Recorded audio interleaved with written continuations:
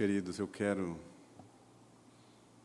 repartir com você uma porção da Escritura que me intrigou bastante, me fez estudar, investigar, olhar melhor, abençoou muito a minha vida quando descobri, entendi e quero partilhar isso com você. Eu já conversei com irmãos que estavam aqui nas quartas-feiras. Quero repartir com toda a igreja. Às vezes as pessoas pensam que um tempo, uma época é muito diferente da outra, de que determinadas gerações têm alguns privilégios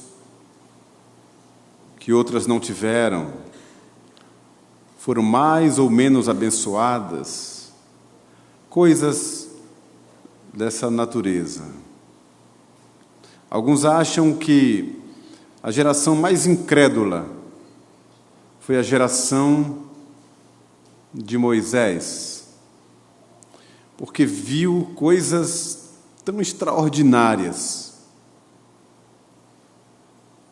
tão portentosas, e ainda assim não creram em Deus. Talvez algumas pessoas pensem, se eu tivesse lá, se eu tivesse visto, eu não teria dúvida, teria me rendido ao Senhor. Talvez outros achem que a geração mais incrédula tenha sido a geração das pessoas que andaram com o próprio Cristo e viram coisas tão lindas, ouviram as palavras da vida eterna nos lábios do próprio Cristo e não creram nele. Alguns talvez pensem que a geração mais incrédula seja a nossa. E assim a gente vai classificando por época, por perfil, por característica de cada povo. O que a Bíblia diz é que não há nada novo debaixo do céu.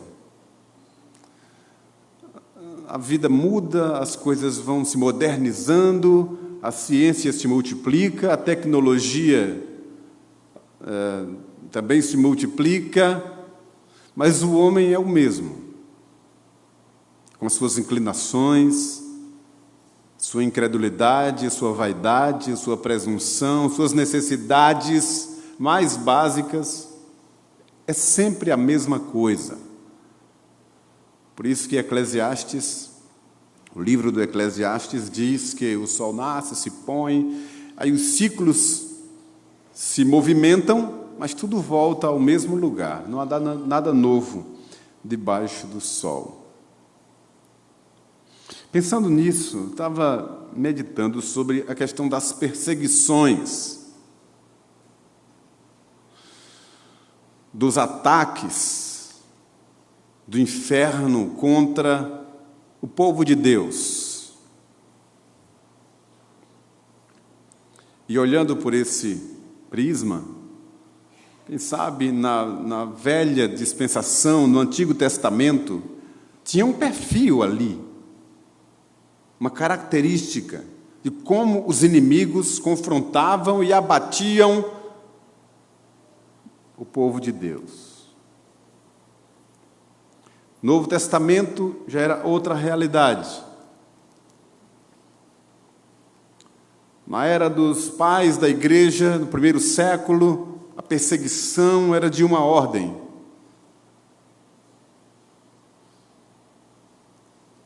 Quinze séculos depois, a perseguição era de outra natureza. E a perseguição que é movida hoje sobre a igreja é de outra natureza. Não há mais espada, escudo, lança, polícia na porta, chicotadas. gente morrendo pelo Evangelho, é de outra natureza. Eu quero ler um texto muito curioso para estudá-lo com vocês. Abra a sua Bíblia na primeira carta que Paulo escreveu aos Tessalonicenses, capítulo 2.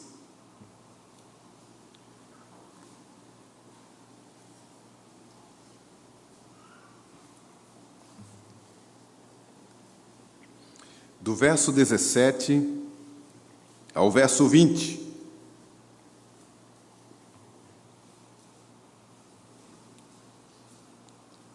Primeira carta de Paulo aos Tessalonicenses,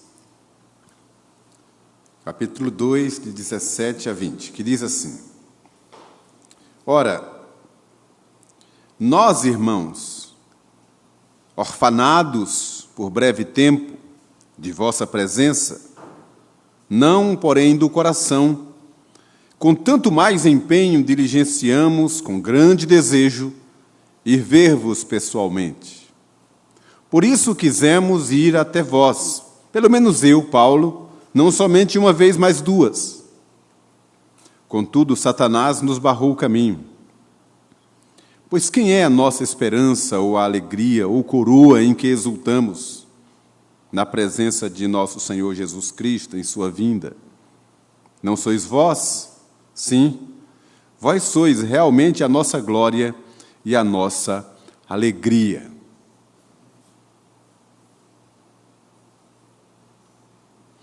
Olha, com muita honestidade, deixa eu falar para vocês. Eu vou falar com franqueza, com calma, até porque eu sei que fica gravado, depois vai para a internet, eu sei como é que são essas coisas.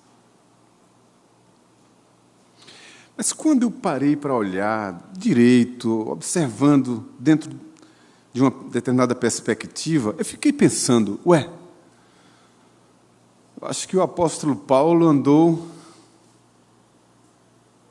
Ele estava dormindo quando escreveu isso aqui. Não estava normal. Tem alguma coisa estranha aqui. Deixa eu mostrar por quê. Antes de dar os textos, olhem para mim e ouçam o que eu vou dizer. Vocês lembram de quantas vezes outros pastores, vocês já ouviram falar, eu mesmo já falei tantas vezes, sobre quem era a igreja em Tessalônica? A igreja em Tessalônica foi a igreja de todas as outras, dentre todas as igrejas por onde Paulo passou e pregou, para onde ele escreveu, onde não coube uma única repreensão, ou correção, ou admoestação, nada. É uma igreja para a qual o apóstolo Paulo escreveu 2 cartas apenas elogiando, dando graças a Deus, se alegrando com aquele povo e dizendo coisas que até parece que era uma igreja não mais militante, mas já uma igreja triunfante e gloriosa. Só para você ter uma ideia, volte aí uma página. No capítulo 1, Paulo, Silvano e Timóteo escrevem a essa igreja, e veja, a partir do verso 2, veja as coisas que Paulo fala, dentre tantas. Deixe-me mostrar só isso aqui. Damos sempre graças a Deus por todos vós, mencionando-vos em nossas orações e sem cessar, recordando-nos diante de nosso Deus e Pai da operosidade da vossa fé, da abnegação do vosso amor e da firmeza da vossa esperança em nosso Senhor Jesus Cristo, reconhecendo, irmãos amados de Deus, a vossa eleição, porque o nosso Evangelho não chegou até vós tão somente em palavra, mas sobretudo em poder, no Espírito Santo e em plena convicção, assim como sabeis ter sido o nosso procedimento entre vós e por amor de vós. E aí vai, veja, Verso 6, com efeito, vos tornastes imitadores nossos e do Senhor, tendo recebido a palavra, posto que em meio de muitas tribulações, com alegria no Espírito Santo, de sorte que vos tornastes o modelo para todos os crentes na Macedônia e na Acaia. Só até aqui. E ele vai discorrendo, declamando a fidelidade daquela igreja, a lealdade a Cristo, o amor cristão, o zelo na pregação, só coisas lindas. E toda a carta, aliás, as duas cartas, falam disso. Volte lá para o texto, agora veja no capítulo 3, o mesmo apóstolo escrevendo para essa igreja. Veja que coisa curiosa.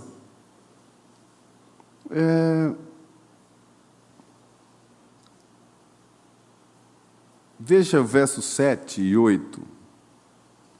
Sim, irmãos, por isso, fomos consolados acerca de vós pela vossa fé, apesar de todas as nossas privações e tribulação, porque agora vivemos, se é que estáis firmados no Senhor. Se é que estáis firmados no Senhor. Ele escreve lá atrás, falando da firmeza da vossa fé e tal. Aí entra o texto que eu li, que está entre essas duas. Esperem. Por que Paulo está então falando essa questão de eu queria tanto ter estado com vocês 2 vezes. Fiz planos de 2 vezes estar com vocês, mas Satanás barrou o caminho, etc. e tal. Então, escutem. Olha, de fato, para um ministro da palavra,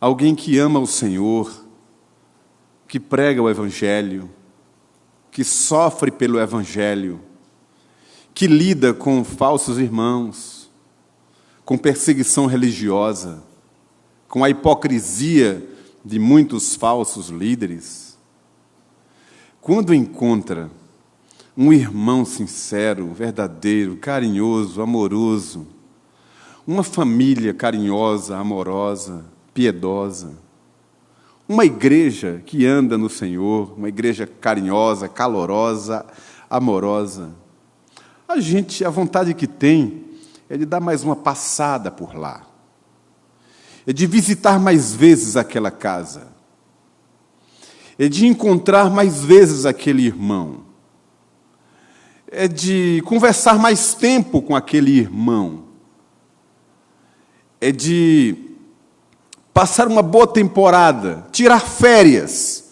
do nosso campo e ficar uns dias naquela igreja calorosa, abençoada, abençoadora, de gente santa, de gente que anda no Senhor, que aprendeu a amar os irmãos e que faz tanto bem. Eu me lembro que na visita que a gente fez à Coreia, em 1987, já faz 1997, já faz um bom tempo, visitamos em 18 dias várias igrejas. Igrejas pequenas, médias, mega igrejas. Visitamos. E nós fomos numa igreja chamada Igreja Sarang. Sarang, sei lá, em coreano é assim que se pronuncia. Sarang. Que tem um codinome, que é a Igreja do Amor. Nós tínhamos uma agenda, visitávamos 2 ou 3 igrejas por dia, para aproveitarmos bem todo o nosso tempo e a nossa estada ali na Coreia. E visitamos a Igreja Sarang, a Igreja do Amor. Eu não sei os demais, nós fomos muito bem recebidos. Uma recepção, um calor, como se nós conhecêssemos aqueles irmãos, uma coisa linda mesmo. Um culto solene, sabe, inspirativo, com tradução, naturalmente. Mas olha, amor verdadeiro faz muita diferença. Aí fomos para outra igreja e tal. Depois nós pedimos para voltar lá. Queríamos voltar àquela igreja. Ir mais uma vez lá para conversar mais com aquele povo, com aquela liderança, saber o que é que move aquele povo a viver assim, aprender algumas coisas mais. Não deu para a gente voltar, porque tínhamos uma agenda. Mas nosso coração ficou enganchado lá. E é assim. Então, Paulo enviou mensageiros, que foi Timóteo e Epafrodito, e foram a Tessalônica, porque ficaram sabendo que uma grande perseguição foi movida contra aqueles irmãos, e Paulo não podia chegar junto. Ficava apenas ouvindo notícias, embora Paulo tenha passado por lá uma primeira vez. E foi impactado com o amor daqueles irmãos, com o zelo daqueles irmãos, com a vida comunitária daquela igreja. E ele queria voltar lá umas 2 vezes mais. E mandou irmãos para saber como é que eles estavam se virando com aquela perseguição. Olha o que é que diz capítulo 3, versos 4, 5 em diante. Ele diz assim: pois quando ainda estávamos convosco, predissemos que íamos ser afligidos, o que de fato aconteceu e é do vosso conhecimento.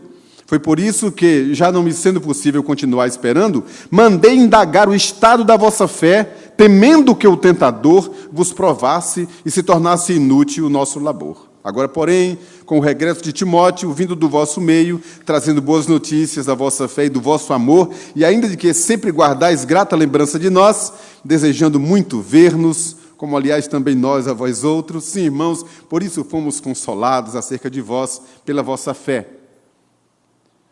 Paulo ouviu falar que aqueles irmãos estavam sendo perseguidos, maltratados, ficou com medo de que a fé daqueles irmãos fosse abalada, de que aquela estrutura linda, aquele mover lindo de uma igreja santa fosse abalado, e se perdesse todo um trabalho que havia sido feito. Deixe-me dizer umas coisas aos irmãos. Essa preocupação é, de fato, uma preocupação pastoral.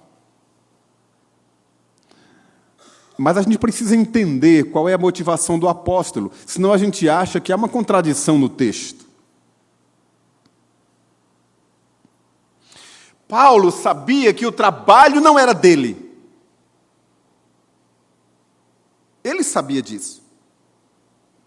Porque ele afirma aos coríntios que um prega, quer dizer, um planta, um outro rega, o outro colhe. Há trabalho de obreiros, mas ele, Paulo diz, mas o crescimento, quem dá, é o Senhor. Ele sabia disso.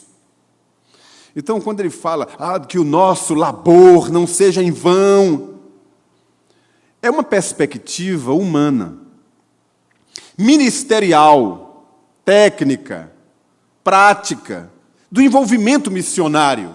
Não é do ponto de vista espiritual, de que são os homens que estão trabalhando para sustentar a igreja. Ora, Paulo mesmo sabia disso. Ele diz que quem governa a igreja é o Senhor. Quem cuida da igreja é o Senhor. Como é que agora ele se contradiria? Não é essa a ideia. É da perspectiva humana, para você entender. Segundo aspecto, essa vontade dele de estar na igreja e ser consolado é uma vontade também puramente humana. E Deus não descarta, nas cartas de Paulo, o fator humano. Um exemplo disso é quando o mesmo apóstolo, o apóstolo Paulo, escreve aos coríntios e ele diz: olha, irmãos, isso aqui quem está dizendo sou eu, não o Senhor. É uma opinião minha. Eu acho que eu tenho o Espírito Santo, tenho discernimento, mas quem está dizendo isso sou eu. Eu tenho essa opinião. Agora, isso aqui quem está dizendo é o Senhor. Então Deus preserva o aspecto humano de um teólogo, de um pregador da palavra, mas que também é homem. Essa vontade de Paulo de estar lá, de querer estar lá para acompanhar aquele processo, Deus não aprovou. Porque esta vontade humana alcança a todos nós, porque nos é cômodo. Quem não gostaria de estar no Monte da Transfiguração? E querer armar as tendas, e ficar ali mais tempo, e experimentar aquele enlevo espiritual por mais tempo. Mas os problemas estavam lá no vale, não lá no monte. O ministério não estava lá no monte, estava lá no vale. O lugar dos discípulos era lá onde havia necessidade, problemas, demandas, gente precisando de ajuda. Mas eles queriam fazer uma tenda lá. Este ano, nosso acampamento foi tão bom. Quem não foi, perdeu uma grande chance de experimentar umas coisas lindas que Deus fez ali. E teve um irmão que disse assim: pastor, seria tão bom se a gente vivesse o ano todo aqui no acampamento. Ele sabe que isso não é possível. É uma maneira de falar que estava bom demais, que seria bom se a gente pudesse preservar isso. A nossa alma pede isso, mas nem sempre é possível. Essa ideia de Paulo era de experimentar mais, ser consolado e tal. E a prova disso, veja o que ele diz, humanamente. Por favor, entenda. Olha o que é que ele diz aqui. Parece ser uma heresia muito grave. Mas não é só você entender que é do ponto de vista humano, só a maneira de falar. Mas veja que coisa gravíssima. Verso de número 19. Pois quem é a nossa esperança, ou alegria, ou coroa em que exultamos na presença de nosso Senhor Jesus em sua vinda? Não sois vós? Sim, vós sois realmente a nossa glória e a nossa alegria. O que é isso, Venâncio? Então, o apóstolo Paulo está dizendo que a esperança dele é a igreja, são os crentes de Tessalônica. Está maluco? Minha maneira de falar também, não estou dizendo que o apóstolo está maluco, não. Vocês estão entendendo? É claro que o apóstolo Paulo escreve aos Coríntios, estou fazendo sempre referência aos Coríntios, e ele afirma que Cristo é a nossa esperança. Ele nunca saiu dessa perspectiva. Qual é a glória da igreja e dos crentes? Não era a igreja de Tessalônica. A nossa glória, a nossa recompensa, tudo mais, é o Senhor Jesus. O que Paulo está dizendo, entendam agora, é que em meio a tanta bordoada,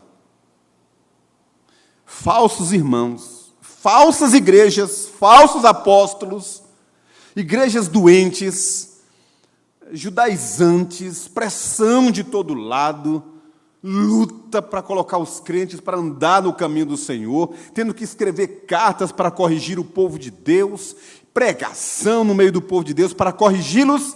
Ao ouvir falar de um povo que estava andando daquele jeito, isso era a maior alegria que ele podia ter. E uma grande esperança de que as coisas podem dar certo. De que o ministério apostólico e a pregação do Evangelho e o grande esforço missionário tem fundamento. Tem ação concretizada. Deus pode abençoar e fazer o que fez na igreja de Tessalônica. Se fez entre os tessalônicos, pode fazer também em qualquer outro lugar. É nesse sentido. Então tem esperança. E essa era a alegria do apóstolo. E o que ele está dizendo é que ele fazia referência disso em outros lugares. Quando ele fala, vós sois a nossa esperança, a nossa glória, a nossa recompensa, etc. É nessa perspectiva. Agora vejam, verso de número 18. Outra heresia, entre aspas. Não deixe ninguém sair aí não, viu, filho? Antes de eu explicar isso aqui. Verso 18. Por isso quisemos ir até vós. Pelo menos eu, Paulo, não somente uma vez, mas duas. Contudo, Satanás nos barrou o caminho. Aí você pode pensar, mas onde entra, nesse caso, a soberania de Deus? Do que nós ouvimos, entendemos, aprendemos doutrinariamente, isso não faz sentido. A Bíblia diz que Deus governa o céu, a terra, o mar, o inferno e tudo o mais. Como é que Satanás pode barrar o caminho na obra do Espírito? Agindo Deus, quem impedirá? Se Deus é por nós, quem será contra nós? Isaías diz que quando Deus estende a mão, ninguém detém. Como é que Satanás, então, pode barrar o caminho para uma obra espiritual? Um tempo de avivamento, Deus agindo, manifestando o seu poder. E Satanás tem esse poder de barrar o caminho? Aí eu me lembro de algumas coisas. Me lembro, por exemplo, falei isso na quarta-feira com os irmãos aqui, de Daniel capítulo 10. Daniel estava orando, pedindo a Deus uma intervenção. E Deus enviou a resposta à oração de Daniel. Mas um principado espiritual barrou o caminho e a oração não chegava à resposta. E então, em jejum durante 21 dias, Deus enviou um reforço e liberou o caminho, e a resposta então chegou. Como que a gente explica isso? Então, a gente querendo fazer a vontade de Deus, Deus tem um propósito, Deus tem um plano, e o inimigo pode barrar esse caminho?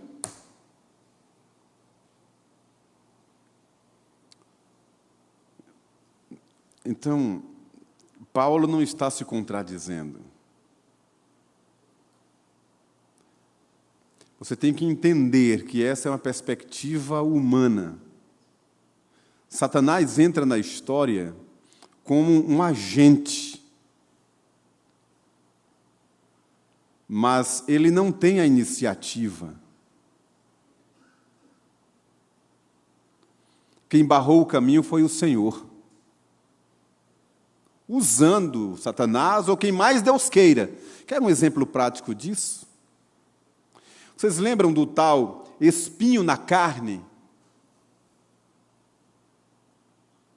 Um espinho na carne de Paulo, apóstolo de Cristo, e não foi em qualquer momento. Paulo não estava na carne.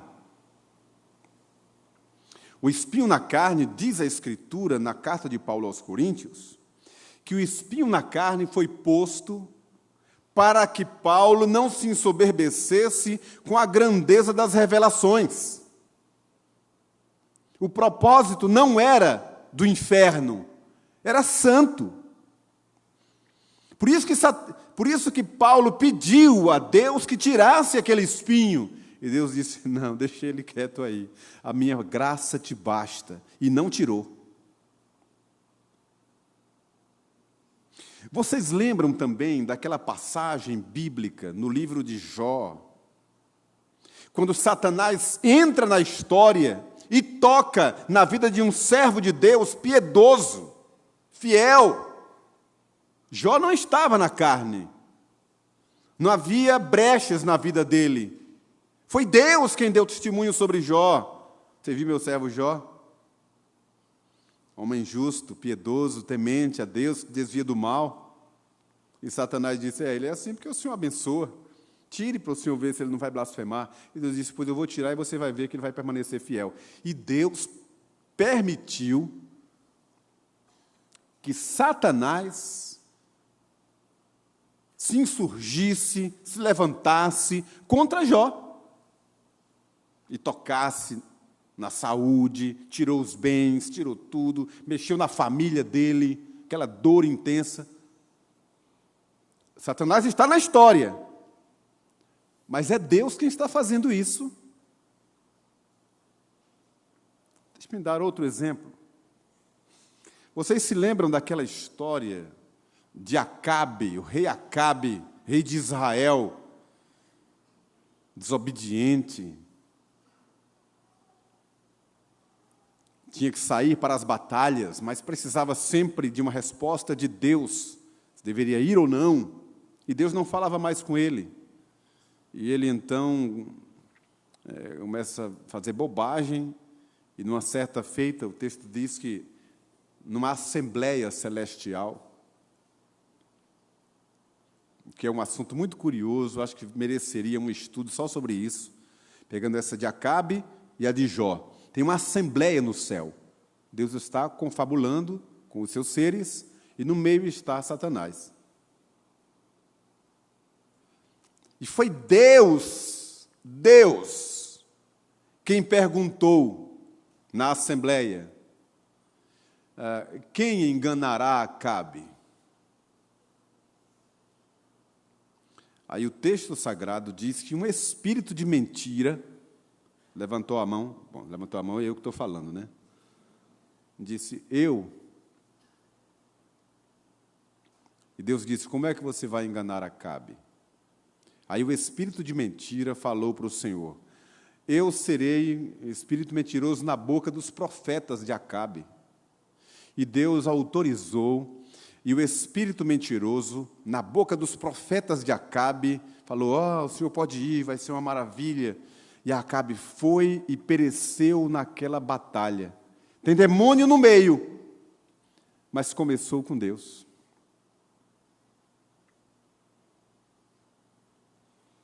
Algumas coisas ruins, aparentemente negativas, nos acontecem. Às vezes mesmo, o inimigo, seus agentes, sejam seres espirituais ou pessoas movidas por Satanás, das trevas, para nos atacar, nos barrar o caminho, etc. e tal. Não importa. Aquela agência é do mal. Mas se nós estamos no Senhor, pode saber, o propósito é divino. Porque a Escritura diz que todas as coisas cooperam para o bem dos que amam a Deus. Às vezes Deus fecha uma porta que a gente achava a mais maravilhosa de todas. E a gente se chateia, não é possível, a gente não entende por que Deus fechou aquela porta. Pois é para o nosso bem. Deus fechou uma porta, não deixando que Paulo fosse a Tessalônica 2 vezes. Mas sabe por quê? Porque Deus o levou na 3ª viagem missionária para a Acaia. E você abre em Atos dos Apóstolos e vê a grande obra que Deus realizou através de Paulo na Acaia. Ele era necessário, era lá. Deus o queria lá. Por isso que o inimigo barrou o caminho. Por ordem de Deus. O inimigo não tem poder para agir na vida do crente, se Deus não autorizar. O apóstolo João escreve a sua primeira carta, no capítulo 5, e ele diz que aquele que nasceu de Deus, ou o novo nascimento, aquele que é crente, Deus o guarda e o maligno não lhe toca. Se toca, porque Deus tem um propósito, e esse propósito é santo, porque a vontade de Deus que prevalece, a Escritura diz, ela é boa, é agradável e é perfeita. Deus não queria Paulo lá em Tessalônica, que maravilha. Deus queria usar Paulo na Acaia, para abençoar os que estavam fracos. Os de Tessalônica estavam na bênção. Em outro tempo, quem sabe, Deus permitiria, mas não naquele tempo. Sabe o que isso quer dizer para nós? Dentre várias coisas, que portas que se fecham, ou portas que se abrem, como diz Josué Rodrigues, são bênçãos de Deus para a nossa vida. Viagens que planejamos fazer e que não deram certo, dê logo graças a Deus. Tem um propósito de Deus ali. Um negócio que você teimou fazer, quis fazer, chegou na beirada para ser realizado e não deu certo, não murmure. Lembre-se disso. Deus tem um propósito. Deus pode estar te livrando de alguma coisa. Porque o inimigo se levantou. Se você é crente em Jesus, Deus não permitirá que o inimigo toque na sua unha. Ele às vezes se levanta para você ficar mais esperto, para cumprir um propósito de Deus. Segundo aspecto que eu quero destacar é que a nossa condição humana, a nossa inclinação humana, como a de Paulo também, é de querer sempre o conforto. É de querer sempre aquilo que nos traz paz, alegria, a boa vida, o que há de melhor. Mas nem sempre é possível. Às vezes Deus quer nos usar no confronto, na dificuldade, para abençoar alguém. Sabe? É por isso que o Senhor Jesus disse, e deixou claro, escrevendo, falando no Sermão da Montanha, se você saúda somente aos que saúdam você também, e você trata bem a quem lhe trata bem também, que diferença faz? Os gentios fazem isso também tranquilamente. Nós devemos abençoar os que nos perseguem e orar por aqueles que nos afligem. Essa é a diferença. É por isso que a nossa tendência é essa. Quando está tudo bem, abraça o irmão, beija, a igreja está uma maravilha. Se surge uma dificuldade, a gente então abandona. Deixe Deus agir na sua vida. E creia que tudo o que nos acontece, ainda que aparentemente ruim, Deus tem um propósito. Satanás é o imperador das trevas, mas ele é um servo de Deus. Ele não tem poderes para fazer o que quer. Deus é soberano. Deus não tem inimigos. Ninguém luta contra Deus. Deus não está lutando contra ninguém. Deus não tem adversários. Ele é o Senhor de todas as coisas. Para finalizar, conta-se que, isso é uma historieta, mas vale a pena contar, de uma senhora, uma vovozinha, com as suas muitas necessidades, mas uma mulher de Deus, piedosa. Teve alguém, se eu esquecer, depois vocês me perdoem, viu? Mas eu vou contar do jeito que eu lembro. Sempre que recebia uma doação, uma oferta de alguém para suprir suas necessidades, ela dizia: oh, graças a Deus, louvado seja Deus, obrigado, Senhor. E um ateu, vendo aquilo, disse: eu vou aprontar com essa velhinha. Quero ver se ela é crente mesmo, vou aprontar com ela. E disse que mandou preparar um monte de compras, comida, coisas para casa, e mandou que entregassem a ela, com uma cartinha, e dizendo assim: olha, quando ela perguntar, mas quem foi que mandou? Aí, quando ela perguntar assim, diga: olha, quem mandou tudo isso para a senhora foi do diabo. E aí diz que o representante foi, levou compras e tudo mais. Quando entregou para a velhinha, ela, oh, graças a Deus, louvado seja Deus, obrigado, Senhor. Mas quem foi que mandou tudo isso? Aí a pessoa diz, olha, diz que quem mandou foi o diabo. Aí ela disse, oh, graças a Deus. Quando Deus manda, até o diabo obedece e traz tudo aqui.